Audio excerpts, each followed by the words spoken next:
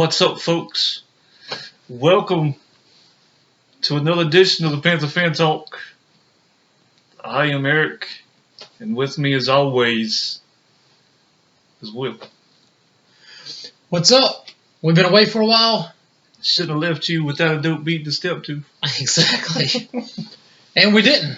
It was just on another station. That's right. We've been trying to get things going on our internet radio show on allinsportstalk.com, on All In Sports Talk on the app, and on SoundCloud after the show on our @Panther Fan Talk. And by after the show, I mean after 7 o'clock on Saturdays from 7 to 8, we go live. Live radio featuring Eric. Yours truly. And with him, as always, me. That's right. So definitely check us out there. Tune in. If you download the app, just all you got to do, hit play. It plays All In Sports. 24-hour network. It's not just us. There's other great shows. Kane and Ice. Shutdown Corner. He's a Bucs fan, which we might try to have on Saturday maybe. Yeah, that'd be awesome. So, yeah, definitely check that out. So, we're coming off the worst possible display of football back when we were 1-15. Maybe just because it didn't seem to matter at some point because we all just knew we were waiting for a draft pick. But as far as pain level, other than the Super Bowl, of course, those losses were, just crushing, obviously. But pain level as far as watching a team that you expect to be good, right, that you expect to be up here, and then just continually get hit with the realization that they're down here. Right. That are being coached by coaches that people think are up here. And even though we've been saying for a long time that they're down here, they actually prove they might be down here. Yeah. So before we get into this Bucs thing and breaking down this game a little bit, thoughts, questions, comments? I don't know, man. After this last game, you talk about frustration. Like, I've never been so frustrated and so sad over a game in all my life. It's the Atlanta Falcons. I heard on Twitter a reporter say that during warm-ups, we looked lethargic. We looked like we didn't even want to be at the game. How can you go into Atlanta, a big divisional rivalry game, and not be ready and not be prepared? That makes absolutely no sense. And in my opinion, that is all on the coaches not having the team ready. And they're not ready is an easy thing to say after the fact. Well, they weren't ready. But when this stuff's getting tweeted beforehand, when you and I were at training camp and thought that it looked like they were just going through the motions, everybody except for Funchess, as far as on the offense. And then, Greg Olsen made a diving play. But as far as the receivers outside of Olsen, outside of Funchess, and basically everybody else just like they're going through the motions. And defensively, it was harder to say because it was non-contact, But when you say this stuff and then you come into the season and you see back-to-back displays like this, well, I guess San Francisco looked decent. Well, we had 4 turnovers in that game, but, too. So even now we look sloppy. Sloppy and sloppy. Sloppy, every got kind. That slop. Yeah, all of it. Slippery slope. It is. It's a slippery slope we're going down, that's for sure. Well, in fact, I don't know that we're slipping anymore. I think we're just sliding. We're just freaking, we're on our backs that's freaking open. The bottom don't fall. And it's close to falling out. Like, if we're still hanging on, it's by the skin of our teeth, whatever that means. I don't even know if there's any thread left, you know what I'm saying? So, it was an abysmal performance. Just horrid, dude. Yeah. And now we go into a game after watching Julio Jones absolutely wreck our team. The same Julio Jones that for 3 of the past 4 times he played us was absolutely shut down by, our past corner. Sure. And the only time he had success was, after our former corner was told that he can't really play physical because of the OBJ, Odell Beckham Jr. miss. Right. Comes in and would have set the record against us. But, they were able to take their foot off the gas. So now we get to contend with two of the bigger receivers and one of the biggest receiving combos in the league. Mm-hmm. A very good quarterback, Right. especially as it projects going forward. Like the dude seems to get better and better. Every time I see him play, Jameis Winston. So how do we correct those mistakes? What are we going to do about that? Man, I don't know. The Julio Jones thing, it just seems simple to me. Okay, we put a dude 1-on-1 out there to see if maybe he can contend. He could. Julio torches. Okay, I understand that maybe happened once, maybe at the most twice. You let that happen the whole game, man, and not put double or triple coverage on Julio. Make anybody in the daggone stadium catch the ball besides Julio Jones. There's no reason that dude should have no 300 yards, and there's no reason Matt Ryan should be passing for 500 yards, man. That's just no reason. So to fix that, I mean, we've got to come up with a better scheme. I mean, you touched on it before. Our safeties ain't that good. Our corners are still very young. We just got to give them help, man. And our offensive line isn't helping out anybody. They're not getting no kind of pass rush. We're just in a bad spot right now, man. An interesting point. We've talked many times about our lack of adjustments by this team. Mm-hmm. One of the reasons we were so good last year was that we were having success early in the games. It wasn't taking a lot of adjustments. Right. When it came time to make an adjustment in the Super Bowl, we didn't. Nope. And everybody knows their game plan. And we do this against Julio Jones. Not to stay on Atlanta trying to do a Bucs preview, but we do this against Julio Jones. And coincidentally, if you remember a few years back when we had the mighty Steve Smith, he torched Chicago for over 200 yards. Yeah. I think it's like 220 or something. And do you want to take a guess at who their defensive coordinator was during that game? Your boy Ron Rivera, son. The guy does not learn, apparently. I've said he's improved since he started. Yeah, Thank God. Has, yeah. But how do you not learn from this mistake? How do you cannot allow a guy to get 177 yards, come back in the second half, and not make an adjustment. Like you said, I don't care if you put 3 people on him and somebody else beats the snot out of us. At least we tried. Yeah. But we did try in one sense. He has come out and said our safety were supposed to help. And if you go back and watch the game, there was time after time after time that you see Julio Jones running down the field. Now, before everybody jumps on me about, well, that's a new spot for Kurt Coleman. He's the strong safety now. Boston was in the box more often on those plays than Coleman by far. Coleman had deep safety. He was supposed to be there to help. And every time, if you look at the very bottom of your screen, way down there in the corner, you'll see number 20 trying with all his might. The dude is too slow, too unathletic. He cannot get over the top. I've screamed this for 2 years. The guy cannot get over the top. Period. Yeah. He had 7 picks last year, and he should have begged Dave Gettleman to go back and sign Josh Norman when he found out that was rescinded. Mm-hmm. Because Norman allowed him to be able to just run the opposite direction at the snap because he knew he didn't have to worry about whichever side of the ball that Norman was on.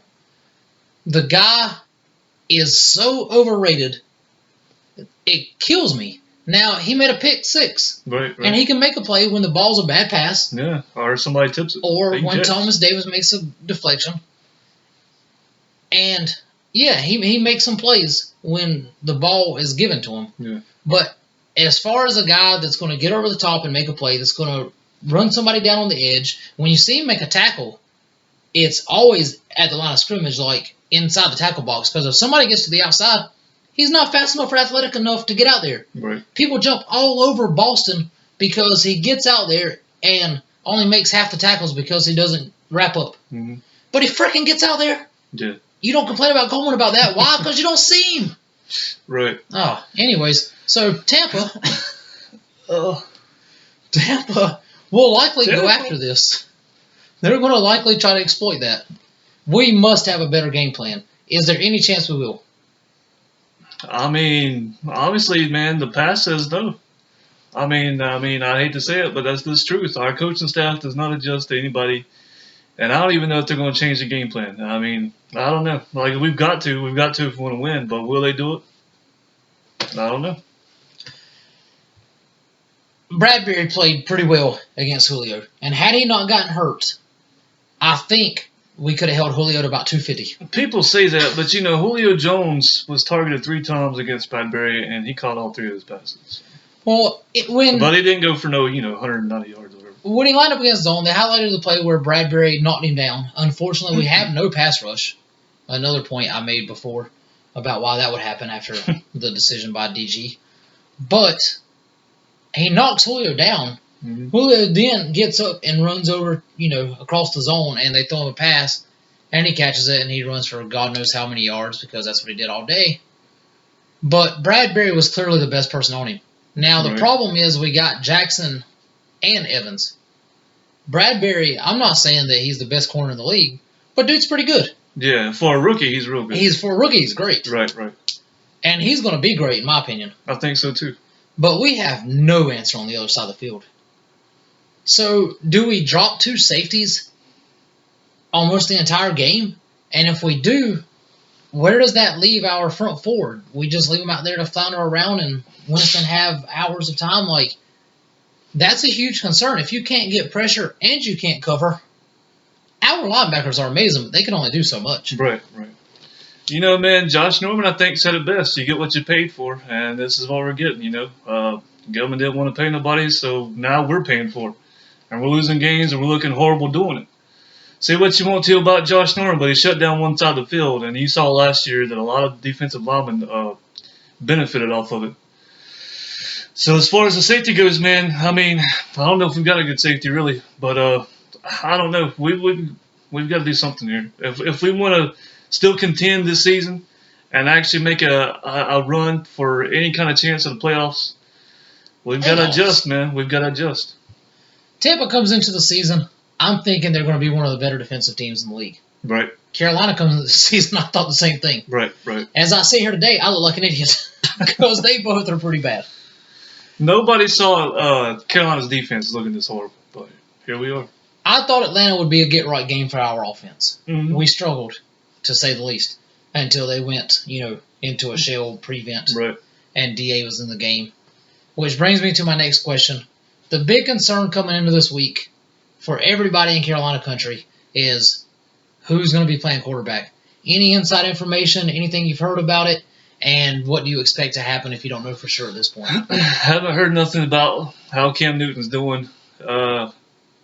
Honestly, if he's hurt at all, man, if he's still lingering from that hit, if he's still got any kind of signs of a concussion, if he's got any injuries at all, if his ankles are hurting anything, I think he's got to sit out this game. Just sit out, get him healthy, and bring in good old Derek Anderson that everybody's been clamoring for. I don't think you should start over Cam if Cam's healthy, obviously. But if Cam isn't healthy, then I think Derek Anderson should get the start. Yeah, I agree that.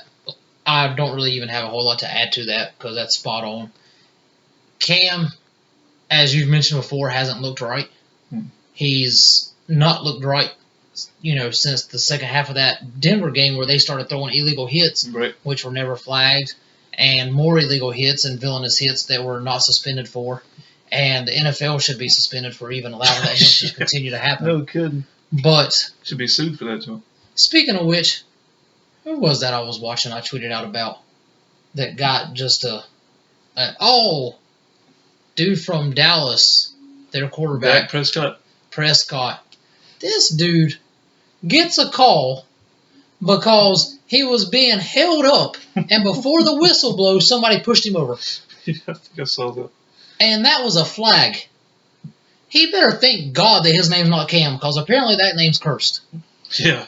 But anyways, oh yeah, go ahead before I lose my mind thinking about that. I was gonna say a lot of people's been saying, like you said during the Denver game, a lot of people's been saying, Cam Newton's had a concussion ever since then. But the very next game against San Francisco, he looked great. He looked great. I don't know how great 4 picks is. Or turnovers for our team. I guess it wasn't picks. He had like a fumble, and I know he had like that stupid thing to get him done, and he might have thrown a pick or two. I don't know. But he still looked, he looked like he was going back to his old self. Yeah. And then during Minnesota, here he was getting hit over and over and over again. And for any quarterback, man, that's frustrating. And you see Kim get frustrated, and when he gets frustrated, he don't play that well. So, like I said before, if he's not healthy, sit him out, bring in Derek Anderson, get Cam Newton healthy, and let's go from there. We'll touch on all this more on our allinsportstalk.com live show Saturday at 7. But it's frustrating. But Cam's going to bounce back. Yeah. For sure, absolute 100% guarantee. I'll bet whatever anybody wants to, Cam will bounce back. This isn't like, he'll never recover from whatever's going on right now. But it's concerning. It's definitely concerning. And to see Derek Anderson, albeit against a vanilla defense, come in and get the ball out, he took some shots. Mm-hmm. But it just goes to show that something's off there. But as far as the announcers continually talking about Cam's footwork, that's so overrated. I mean, he had the same footwork last year. Dude was fine. Yeah, everybody's different, man. This whole they don't have the mechanics. Like, everybody's got different mechanics. That's just stupid.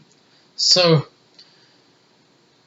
their defense, as bad as they have looked at times this season for Tampa, they've got playmakers on that side of the ball. They've got some big dudes on the defensive line that can get to the quarterback now. They've got a blueprint of how to beat us. Apparently, Denver just gave that out to the league. I think in the offseason they started sending out memos. Yeah, no kidding.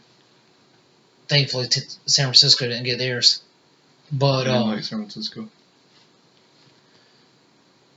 But I guess the question is, how much confidence do you have in us? Where do you see us? How do you see the game plan out? Break it down for a little bit here and give us a prediction. Honestly, man, I don't know how you can have much confidence at all after seeing what you saw Sunday if you watched the game. Yeah, nobody likes to see Saul. The offensive line's trash. Michael Orr was injured. Hopefully to God he can come back because Rimmers is just horrible. Have you heard anything on that injury? Haven't heard nothing, man. Hopefully to God, though, he comes back. How crazy is that, first of all? What's up? That hopefully to God Michael Orr comes back. What does that say for our He played good last year, man. I don't know what's going on. That's the thing. This offensive line played good last year until that Denver game. I mean, at the end of the season, they started having a little trouble. But they played good, all the way up to, week, 12, 13, something, I don't know. They look good, man. And now here we are with this trash offensive line. What has happened? And McCoy coming in. You've got that. You've got the defensive line getting nowhere close to the quarterback. You've got the secondary troubles. You've got Jameis Winston who can, he makes bad throws almost every game, but he makes a lot of good throws, and he's a heck of a quarterback. He's the best quarterback Tampa's had in a long time, and maybe ever by the end of his career. Yeah, I agree. They've got some monster wide receivers, like you said, Mike Evans, Vincent Jackson. They've got a heck of a running back in Doug Martin. Yeah. It's going to be a tough matchup, man, but I'll freaking bleed black and blue, baby. So I got us winning on a comeback, 23-20, Carolina Panthers. It's going to be tough. That's. I mean, it's frustrating. I'll give you that, man. At this point, you just expect every game to be tough. I think all of Panther Nation is sitting waiting on that Cam Newton news. Right. Yeah, but we got the Bucs killer, as he's been labeled. 2-0. I just said something earlier. 2-0, Derek Anderson, a couple years ago when Cam was out. And we're going to have a chance. Right. Maybe our coaching staff that hasn't, figured out what the issue is with us not being able to pass protect again, over the last 6 months. Maybe this week they figured it out. Maybe Derek Anderson getting the ball out quicker will help our offensive line. Mm-hmm. Maybe, just maybe, we'll commit to the run. And it'll actually work because we'll actually block people so Cameron Artis-Payne won't get hit as soon as he touches the ball every time and then get blamed for not being able to run. Right. So, I got faith in us. I think we turn it around. And the fact that this is a must-win, in my opinion, we cannot afford to lose this because you cannot go 0-2 in the division, even if it is a crappy division. Right. But more so, you cannot fall 3 games behind Atlanta. Mm-hmm. I think we come out and we play okay. But is enough to beat the Bucs. Right, should be. And it's at home. And we're at home. Our fans are going to bounce back from a shaky performance the last few Hopefully. home games. I really have faith in that. I really think that's going to happen. I think Bank of America is going to be rocking come Sunday. Not Sunday because we're playing Monday night. So scratch every time I've said Sunday up until now. Monday night, extra day to prepare. You know, Ron Rivera's been a day behind ever since that first week, apparently. Jesus. So, we get him. Gano. You got a lot of faith in him, man. Bounces back, and he's like, again, he's 50-50. He's already missed one, game winner, so now he's due. 20-80. 24-23, again, for the win. Again. What am I talking about? It's playoffs. I give up. Gano for the win. So the season's over. To hear more of my ignorant ramblings, where I've got Gim kicking a game winner on Sunday. Let's go, baby.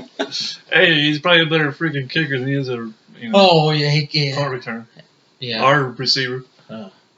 Yeah. Tune in Saturday if you want to hear some more of my ranting and ignorance, more of his actual analysis and intelligence, and hopefully it'll mix together and make a good show. Should be allinsportstalk.com. All In Sports Talk, the app for Apple is already out. All In Sports Talk app for Android may already be out, but it certainly should be any moment now. Mm-hmm. And always check us out, and you'll get the links for our Listen Live page on at Twitter, man, at Panther Fan Talk, and I am at Eric65 on Twitter. Check us out back here after the game. We're going to start getting some videos out again, not just previews, reviews, but probably other random videos. Really trying to commit to this, and thanks everybody that's been committed. We've enjoyed every moment of it, and we enjoy the feedback. Soon you'll be able to call in live, so stay tuned. And hopefully the team will be with us in this, and we can all together keep pounding. Also, man, shout out to Panther Nasty. Hope he's feeling better and gets better. Definitely. I don't want to get into his personal life, but hope he's doing well, and definitely check him out, Panther Nasty, on YouTube, the best in the business. Keep pounding.